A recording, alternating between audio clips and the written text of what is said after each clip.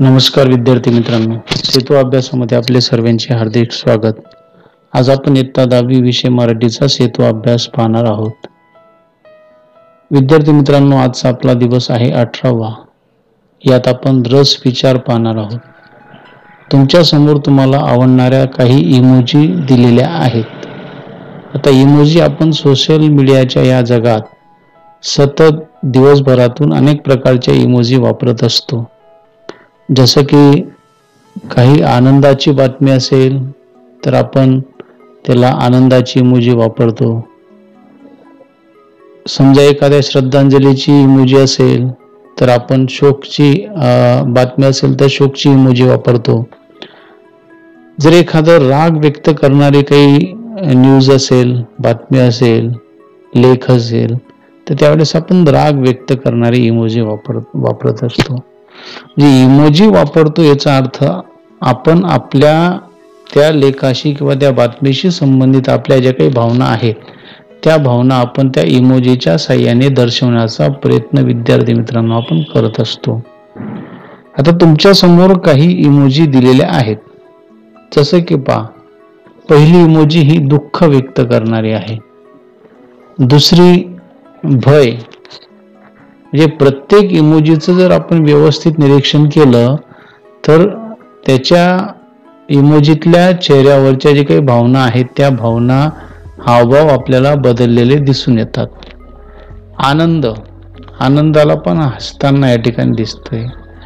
विस्मय, आश्चर्याची जी काही इमोजी आहे ती काहीतरी विचार करताना आपल्याला दिसते.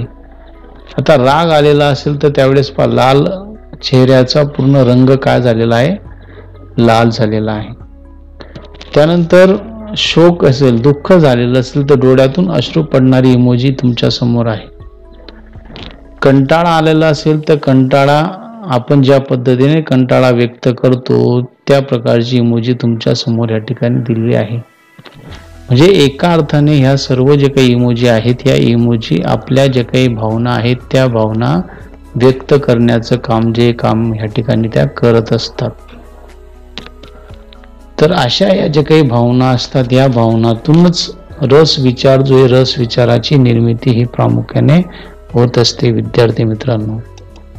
आता पहा, तुमच्या समोर काही उदाहरणं दिलेली आहेत.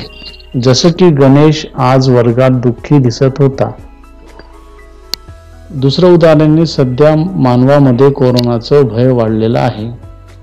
तिसरं उदाहरण, मला माझ्या मित्राला पाहून आनंद झाला. तर चौथं उदाहरण, वर्गात पक्षी आलेले पाहून मला आश्चर्य वाटले. तुमच्यापैकी सांगता येईल मला की पहिल्या वाक्यामध्ये कोणते भाव या ठिकाणी आपल्याला दिसत आहेत? बरोबर, दुःखाचे. गणेश काय दुःखी दिसत होता. दुसऱ्या उदाहरणात भय, मानवाला कशाचं भय झालेलं आहे? कोरोनाची भीती. बरोबर. तिसऱ्या वाक्यामध्ये आनंद हा भाव या ठिकाणी आपल्याला दिसून येतो.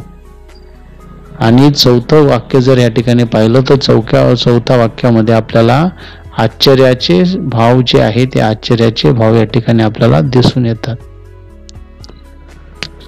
आता खाली अजून काही 4 उदाहरणं जे ते उदाहरणं या ठिकाणी दिलेली आहेत की राकेशला मुलांनी चिडवल्यामुळे तो अंगावर धावून आला. सांगता येईल तुम्हाला कोणता भाव किंवा स्थायी भाव आपल्याला दिसतोय? संताप, रागाचा. बरोबर. त्यानंतर दुसरं उदाहरण दिलेलं आहे, दुर्देशी चाललेल्या मुलाला पाहून आईच्या डोळ्यात पाणी आले. कशाचं? बरोबर, शोक, दुःख. आईला दुःख होतंय, आपला मुलगा बाहेर गावी जातोय म्हणून. तिसरं उदाहरण, मराठी विषयाचा सोपा पेपर पाहून सर्वेशने भरभर सोडविला. आता सोपा पेपर आला की काय होतो आपल्याला? आनंद, आनंदाचा भाव या ठिकाणी आहे. त्यानंतर चौथं उदाहरण आहे, केतकी फार उशिरा जागी होते. उशिरा उठणे म्हणजे काय? आळस. मग कोणता भाव आहे?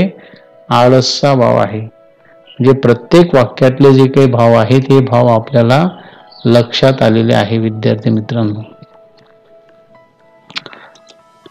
आता आपण रस ही संकल्पना याच्या आधी आपण इमोजीच्या सहाय्याने व्यक्तीचे भाव समजून घेतले, काही उदाहरणाच्या सहाय्याने आपण भाव समजून घेतले. आता आपल्याला रसाची संकल्पना किंवा स्थायी भावाची संकल्पना या ठिकाणी जवळजवळ तुम्हाला लक्षात आलेली असेल ह्या उदाहरणांच्या सहाय्याने. तर आपण त्या संकल्पना समजून घेऊया.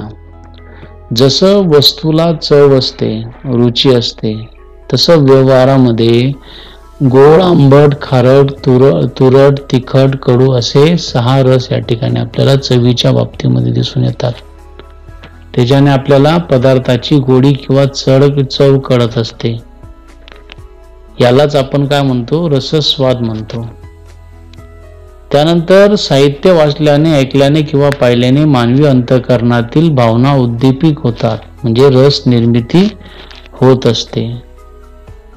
समजा आपण श्यामची पुस्तक वाचलं, तर श्यामची पुस्तक वाचत असताना आपल्या अंतःकरणामध्ये कोणते भाव होतात? शोकाचे.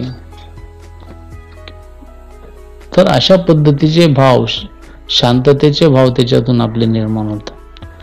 तर हे भाव साहित्याच्या वाचल्यानंतर आपल्याला लक्षात येतं. मग अशा पद्धतीने मानवी मनात काही भावना ह्या कायमच्या वास करत असतात. म्हणजे उदाहरणार्थ प्रेम, राग, हसणे, दुःखाची, पराक्रमाची. तर या ज्या काही भाव आहेत, या भावांना स्थिर किंवा शाश्वत, ज्याला आपण स्थायी भाव असे म्हणतो. म्हणजे मानवाच्या मनामध्ये जे काही प्रेम आहे, राग आहे, हसणे आहे, दुःख आहे, पराक्रम, शौर्य आहे, हे जे काही भाव आहेत, या भावांना आपण काय म्हणतो?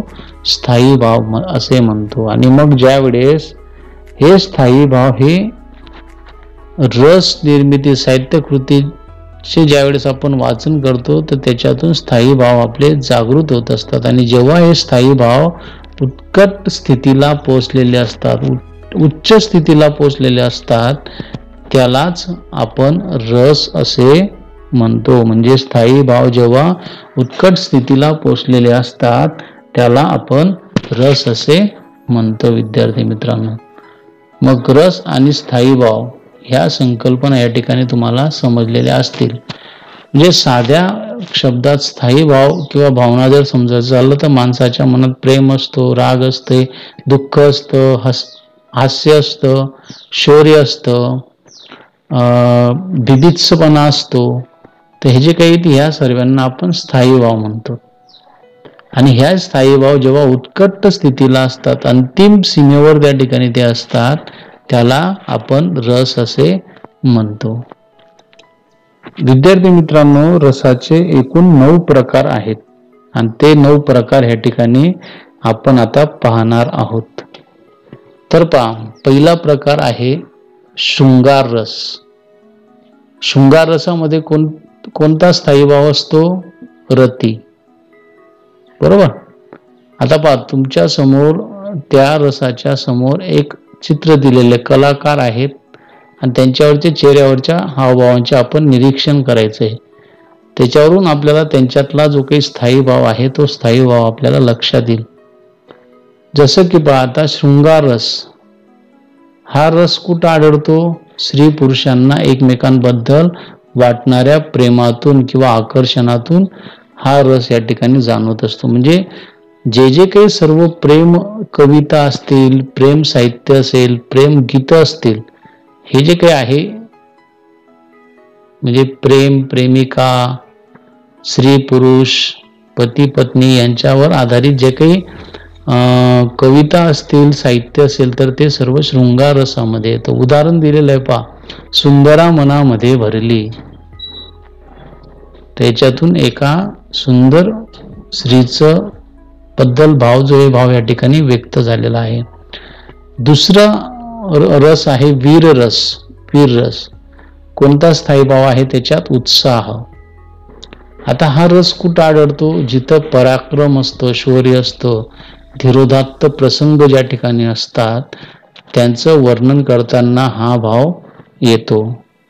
तुम्ही चित्रात पहा, चित्रामध्ये त्या कलाकाराचं या ठिकाणी तुम्हाला भावावरून लक्षात येईल की वीर रस कशा प्रकारचा असतो. त्याचं उदाहरण या ठिकाणी दिलेलं आहे. जिंको किंवा मरू, भारत भूच्या शत्रू संगे युद्ध आमचे सुरू. हे आपलं देशभक्तीचं गाजलेलं गीत आहे विद्यार्थी मित्रांनो. आणि ह्या गीतात कोणता रस आहे तर वीर रस, उत्साह आहे. पराक्रम ह्या गीतातून आपल्याला दिसते आणि म्हणून याचा समावेश हा वीर रसामध्ये होतो. त्यानंतर तिसरा आहे स्थायी भाव आहे शोक आणि रस आहे करुण रस. हा रस कुठं आढळतो? दुःख, वियोग, संकट यांचं जेव्हा वर्णन आलेलं असतं, दुःख, वियोग, संकट यांचं जेव्हा वर्णन आलेलं असतं तर त्याला आपण करुण रस असे म्हणतो. जसे की उदाहरण दिलेलं आहे. हंबरून वासराले चाटते जेव्हा गाय, तवा मले तिच्यामध्ये दिसते माझी माय. आलं लक्षात आपल्याला? तर अशा पद्धतीने आई आणि तिचं जे काही बाळ आहे त्या बाळाचा जे काही वियोग आहे हा वियोग या ठिकाणी याच्यातून दिसतो आहे. आणि म्हणून अशा प्रकारची जी काही काव्य रचना असेल तर त्याच्यामध्ये आपल्याला करुण रस जो आहे करुण रस त्या ठिकाणी दिसून येतो विद्यार्थी मित्रांनो. त्यानंतर पुढचा आहे स्थायी भाव क्रोध. पहा, कलाकारांच्या तुम्ही चेहऱ्यावरचे स्थायी भाव पहा, रौद्र रूप आपल्याला दिसत आहे, क्रोध दिसतो आहे आणि म्हणून त्याला आपण रौद्र रस असं म्हणतो. हा रस कुठं आढळतो? क्रोध, चीड किंवा रागाचं जिथं वर्णन आलेलं असेल त्या ठिकाणी हा रस आपल्याला आढळतो. उदाहरण दिलेलं आहे. मनीषाच्या त्या वर्तनाकडे आई डोळे वटारून पाहत होती. मी खिडकीचा काच तोडला म्हणून आईने माझ्यावर डोळे वटारले. डोळे वटारणे म्हणजे काय? क्रोध, आईला राग आला, संताप आला. अशा प्रकारचं वर्णन ज्या साहित्यामध्ये असेल त्या ठिकाणी रौद्र रस जो आहे हा रौद्र रस त्या ठिकाणी येत असतो विद्यार्थी मित्रांनो. त्यानंतर पाचवा आहे हास्य. स्थायी भाव काय आहे? हास. हा रस कुठं आढळतो? विसंगती असेल, असंबंध भाषण असेल, विडंबना असेल, चेष्टा असेल, अशा प्रकारचं जेव्हा वर्णन असतं ना त्या वर्णनामध्ये हास्य रस असतो. पण उदाहरण किती छान आहे आपल्या समोर पहा. मला बायको मिळाली जशी चटक चांदणी, मला बायको मिळाली जशी चटक चांदणी, अशी लाखात एक एका डोळ्यांनी चकणी, अशी लाखात एक एका डोळ्यांनी चकणी. कळलं तुम्हाला हास्यरस? यानंतर 6 स्थायी भाव आहे भय आणि याच्यातून भयानक रस जो आहे या भयानक रसाची निर्मिती होते. पहा, त्या कलाकाराच्या चेहऱ्याकडे पहा, भीती दिसते आपल्याला, घाबरलेली दिसते. मग हा रस कुठं असतो? युद्ध, मृत्यू, खून, सूड, राक्षस, स्मशान इत्यादींचं जेव्हा वर्णन त्या ठिकाणी आलेलं असेल तर त्याला भयानक रस त्या ठिकाणी निर्माण होत असतो. त्याचं उदाहरण दिलेलं आहे पहा. त्या उजाड माळावरती बुरुजांच्या पडल्या भिंती, त्या उजाड माळावरती बुरुजांच्या पडल्या भिंती, ओसाड देवा पुढती. तर अशा पद्धतीने जेव्हा स्मशान, मृत्यू वगैरे अशा प्रकारचं वर्णन त्या ठिकाणी जर आलेलं असेल साहित्यामध्ये तर त्यावेळेस हा भयानक रस जो आहे हा भयानक रस त्या ठिकाणी निर्माण होत असतो. यानंतर पुढचा आहे स्थायी भाव जुगुप्सा म्हणजे विभत्स रस त्या ठिकाणी होतो, ज्याच्यातून आपल्याला किळस, वीट, तिटकारा निर्माण होतो ना. अशा प्रकारचं वर्णन जेव्हा असतं तर त्या रसाला आपण या ठिकाणी विभत्स रस असं म्हणतो. जसं की पहा, उदाहरण दिलेले. मुंबईच्या कामगार चाळीतल्या 10/12च्या घरात कचऱ्याच्या ढिगाऱ्या शेजारी ओकारी आणणाऱ्या दुर्गंधीत आयुष्यभर खितपत पडलेला असतो. आता ओकारी, दुर्गंधी हे जे काही शब्द आहेत ना हे आपल्याला चीड निर्माण करतात, किळस निर्माण करतात. म्हणून या ठिकाणी बिभत्स रस जो आहे हा बिभत्स रस त्या ठिकाणी आपल्याला दिसून येतो. त्याच्यानंतर 8वा रस आहे तो म्हणजे विस्मय स्थायीभाव असलेला अद्भुत रस. आता हा रस आश्चर्यकारक जे काही गोष्टींचं वर्णन नसतं त्या आश्चर्यकारक गोष्टींच्या वर्णनातून त्या ठिकाणी हा रस येत असतो. जसं की उदाहरण दिलेलं आहे पहा, आटपाट नगरात दुधाचे तडे, तळ्याकाठी पेड्यांचे मडे. आटपाट नगरात दुधाचे तडे, तळ्याकाठी पेड्याचे मडे, नगरातले लोक सारेच वेडे, वेड्यांनी बांधले बर्फीचे वाडे. आता विचार करा की दुधाचं तळ असतं का, पेड्यांचे मळे असतात का, किंवा बर्फाचे वाडे बांधले जाऊ शकतात का? नाही ना. आश्चर्यकारक वर्णन या ठिकाणी आलेलं आहे, जे शक्य नाही ते आलेलं आहे आणि म्हणून त्याला अद्भुत रस असं या ठिकाणी आपण म्हणतो. आणि शेवटचा आणि शांत असा रस आहे आणि तो म्हणजे ज्याच्यामध्ये शांत शमस्थायी भाव आहे असा आमचा शांत रस. हा रस कुठं आढळतो तर परमेश्वराची जी काही भक्ती असते, भाव असतात, गाणी असतात, तर अशा ठिकाणी हा रस या ठिकाणी आढळतो. पण त्याचं छान उदाहरण दिले, सर्वात्म शिवसुंदरा स्वीकार या अभिवादना, तिमिरातून तुझ्याकडे प्रभू आमच्या ने जीवना. तसे परमेश्वराचं ज्या ज्या ठिकाणी वर्णन आलेलं असेल, भक्ती आलेली असेल, त्या ठिकाणी शांत रस जो आहे शांत रस या ठिकाणी आलेला असतो. तर विद्यार्थी मित्रांनो, रस ही संकल्पना आता तुम्हाला समजली. 9 रस आपण पाहिले आणि ह्या 9 रसामध्ये हे 9 रस कुठं कुठं आपल्याला आढळतात तेही या ठिकाणी आपण आतापर्यंत पाहिले आहे. तुमच्या समोर काही उदाहरणं दिलेले आहेत रस विचाराचे, ते आपण वाचा आणि वाचून ते जे काही कोणत्या रसाचं उदाहरण आहे हे आधीच मी तुम्हाला सोडून दिलेलं आहे. जसं की पहा, आई म्हणून कोणी आईस हाक मारी, ती हाक कानी मज होय शोकावरी. शोक आहे, आईचा विरह या ठिकाणी आहे म्हणून कोणता रस झाला, करुण रस झाला. डोळे हे जुलमी गडे, रोखून मज पाहू नको. जे एक प्रियकर आपल्या प्रियसीला सांगतोय की नाही, मग कोणता रस झाला, शृंगार रस. शूर आम्ही सरदार, आम्हाला काय कुणाची भीती. शूरता पराक्रम याच्यामध्ये आहे म्हणून तो वीर रस झाला. कोंबडीला आला टेलिफोन, तिने विचारले बोलतय कोण. असं आलं की नाही, कोंबडीला फोन येतो का कधी, नाही ना. हा जो काही हास्य या ठिकाणी निर्माण करतो म्हणून तो हास्य रस आला. धबाबा लोटल्या धारा, धबाबा तो आदडे संताप, मग तो रौद्र रस त्या ठिकाणी आहे. ओढ्यात भालू ओरडती, वाऱ्यात भूते बडबडती, डोहात सावल्या पडती. पा भूत सावल्या हे जे काही उदाहरणं आलेली त्याच्यावरून आपल्याला हा रस भयानक रसाचं उदाहरण या ठिकाणी आहे. विद्यार्थी मित्रांनो, नाकामधुनी उंट लोंबती, उवा माखल्या केसात. नाकामधुनी उंट लोंबती, उवा माखल्या केसात. चीड निर्माण करणारी ही वाक्य आहेत आणि म्हणून तो झाला बिभत्स रस. असावा सुंदर चॉकलेटचा बंगला, चॉकलेटच्या बंगल्याला ट्रॉफीचं दार. असतो की कधी चॉकलेटचा बंगला, नाही ना. फक्त मुलांना आनंदित करण्यासाठी हे गीत लिहिलं गेलेलं आहे म्हणून तो अद्भुत रस आहे. आणि शेवटचा आपला शांत रस. आता विश्वात्मक दे देवे, येणे वागणे तोषावे. शांत परमेश्वराची आराधना आहे. संतांचं जे जे काही लिखाण आहे ते सर्व लिखाण शांत रसामध्ये असतं. विद्यार्थी मित्रांनो, तर अशी काही रसाची उदाहरणं तुम्हाला शोधता आली तर ती तुम्ही शोधून आपल्या वहीमध्ये लिहा आणि हे उदाहरणं सुद्धा तुम्हाला तुमच्या वहीमध्ये लिहून घ्यायची आहेत. आता पण तुम्हाला काही कृती दिलेल्या आहेत, त्या कृतीही तुम्ही तुमच्या वहीमध्ये सोडवायच्या आहेत. जसं की रसाचे प्रकार किती आहेत तुमच्या वहीत लिहा. अद्भुत रसामध्ये पुढील स्थायीभाव असतो. कोणता स्थायीभाव असतो अद्भुत मध्ये? हो, त्याचं योग्य उत्तर तुम्ही तुमच्या वहीमध्ये लिहायचं आहे.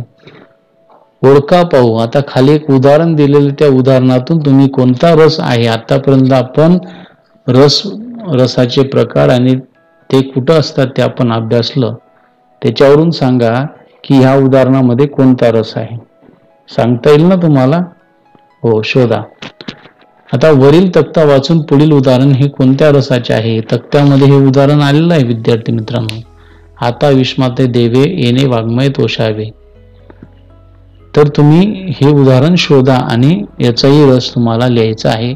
ही सर्व कृती तुम्हाला तुमच्या वहीमध्ये सोडवायची आहे. आता सक्षम बनूया या गटाकडे आपण आलेलो आहोत. 9 रसांची नावं तुम्हाला लिहायची आहेत. आतापर्यंत जी काही आपण 9 रस जी पाहिलीत ते सर्व 9 रसांची नावं तुम्हाला एकाखाली एक लिहायची आहेत आणि त्यांच्या समोर तुम्हाला त्यांचं एक एक उदाहरण या ठिकाणी तुमच्या वहीमध्ये तुम्हाला लिहायचं आहे. याच्यासाठी तुम्ही तुमचे शिक्षक असतील किंवा आंतरजाल असेल तर याचा सुद्धा वापर या ठिकाणी तुम्ही करू शकतात. किंवा आतापर्यंत आपण जवळजवळ 2-2 उदाहरणं प्रत्येक रसाची पाहिलेली आहेत. त्याच्यातूनही आपल्याला लिहिता येऊ शकतं. जाईन विचारित रान फुला भेटेल तिथे ग सजन मला. सजन, आता सजन या शब्दावरूनच तुम्हाला लक्षात आलं असेल की हा कोणता रस असेल. मग त्या रसाचं नाव तुम्हाला लिहायचं आहे. भयानक रस कसा ओळखावा? आपण भयानक रस चे जे काही ठिकाणं आहेत ती पाहिलीत आपण. तर त्याच्यावरून तुम्हाला भयानक रस ओळखण्याचे जे काही लक्षणं आहेत ती तुम्हाला या ठिकाणी लिहायची आहेत. आणि सर्वात छान असा उपक्रम तुम्हाला दिलेला आहे तो म्हणजे तुम्ही ऐकलेली पाहिलेली आतापर्यंतची 10 मराठी गाणं तुम्हाला लिहायची आहेत आणि त्या गाण्यांमध्ये असलेले रस हे तुम्हाला त्या गाण्याच्या समोर लिहायचे आहेत विद्यार्थी मित्रांनो. तर आपण ही कृती आपल्या वहीमध्ये सोडवायची आहे. त्यानंतर कल्पक होऊया या घटकाकडे आपण आलेलो आहोत. पुस्तकातील विविध कविता कोणकोणत्या रसाचे आहेत ते तुम्हाला शोधायचं आहे. विद्यार्थी मित्रांनो, तुम्हाला आता तुमचं जे काही पाठ्यपुस्तक असेल त्या पाठ्यपुस्तकामध्ये आलेले जे काही कविता असतील त्या कविता कोणते भाव त्याच्यामध्ये आहेत आणि कोणते रस त्याच्यामध्ये आहेत, कोणत्या रसावर आधारित ती कविता आहे, ती कविता तुम्हाला या ठिकाणी लिहायची आहे. जसं की 9वीच्या पाठ्यपुस्तकामध्ये आलेले जे काही कविता आहेत, पहिलेच आपलं जे काही स्फूर्तिगीत होतं, वंदे वंदे मातरम स्फूर्तिगीत म्हटलेलं आहे आपण, जे कोणत्या रसामध्ये येईल हे तुम्ही लिहायचं आहे. संतवाणी, त्यानंतर आलेली जी काही कविता आहे ती म्हणजे या झोपडीत माझ्या, मी वाचवतोय, हे जे काही सर्व कविता आहेत, वनवासी ही कविता आलेली आहे. तर ह्या सर्व कविता ज्या आहेत, निरोप ही कविता आहे. तर ही कविता कोणकोणत्या रसामध्ये आहे ते तुम्हाला या ठिकाणी लिहायचं आहे. कवितेप्रमाणे आणखी काही साहित्यातले रस तुम्हाला ओळखता येतात का? जसं की मी तुम्हाला श्यामचाईचं उदाहरण दिलं ना, तर श्यामचाईच्या पुस्तकाचा रस कोणता असेल, कोणते रस त्याच्यामध्ये, आता एकापेक्षा जास्त रस असू शकतात एखाद्या पुस्तकामध्ये, तर ते तुम्हाला लिहायचं आहे. त्यानंतर यूट्यूब, विकिपीडिया यांचा वापर करून तुम्ही रस विचाराचा अधिकाधिक माहिती तुम्हाला मिळवायची आहे. आणि याच्यासाठी व्याकरणाचा पुस्तकाचा वापर तुम्ही करू शकतात आणि रस हे विचार या ठिकाणी अतिशय चांगल्या प्रकारे तुम्ही समजू शकता.